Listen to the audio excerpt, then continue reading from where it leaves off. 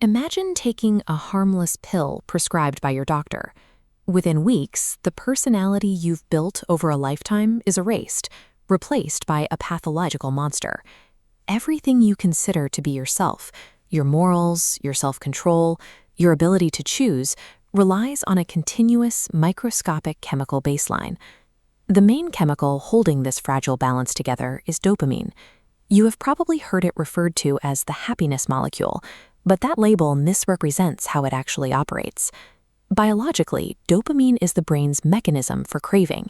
It acts as the command center for the reward system, driving humans toward food, water, and survival. When a substance artificially floods the brain with dopamine, that survival mechanism fires out of control. The sheer volume of the chemical demands that you consume, overriding your ability to weigh consequences or judge right from wrong. Your brain is forced to chase a reward, sending out relentless signals. You feel a desperate physical compulsion to act, operating without conscious intervention. This mechanical override suggests that what we call free will relies on a specific, balanced state of neurobiology.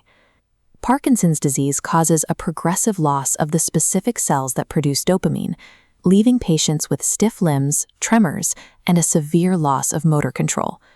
To treat this mechanical failure, doctors prescribe medications like pramipexole, which act directly on the brain's receptors to artificially replace the missing dopamine and restore movement.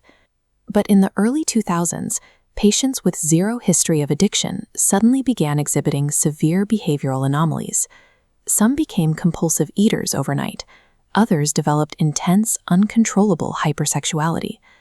One 68-year-old man, who had never displayed an interest in betting, rapidly transformed into a pathological gambler, taking sudden trips to Las Vegas and actively hiding his actions from his family. Look at this line chart tracking his financial baseline. After starting the medication, the line violently spikes, mapping out a $200,000 loss in just 6 months. The chemical compulsion was so absolute that it erased a lifetime of financial discipline. When the physician lowered his dosage, the compulsive gambling disappeared. This case illustrates how a person's life choices are dependent on their specific chemical baseline. If biology dictates behavior so completely, humans should be bound to their physical makeup. Yet researchers have documented a strange glitch in this system that flows in the opposite direction. Psychiatrist Jeffrey Schwartz proposed a radical hypothesis regarding human agency. This diagram illustrates his core logic. It is a medical fact that chemistry dictates behavior, but Schwartz suggested a returning arrow in this feedback loop, the idea that raw conscious effort can reach back and alter brain chemistry.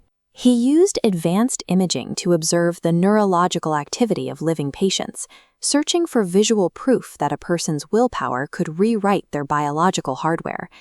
Schwartz actually demonstrated that conscious attention functions as a physical force, capable of rewriting the brain's automated machinery.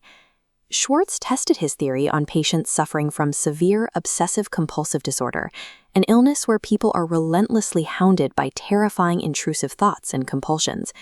This PET scan reveals brain lock, a faulty, overactive neural circuit trapping an OCD patient.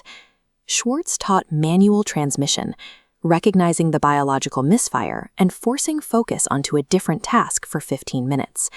Starving this pathway normalized scans, proving conscious effort physically alters brain structure. The scientific term for this phenomenon is neuroplasticity. Your brain is not a static machine. It actively redesigns its own hardware based on how you use it. This biological rule applies to every habit, craving, and automated response you experience throughout your day. Every time you give in to an impulse, you wire it deeper into your circuitry. Every time you resist, you weaken its hold. To keep learning how these hidden systems govern your behavior and how to take control of them, make sure to subscribe to the channel. Your identity is an active, microscopic war.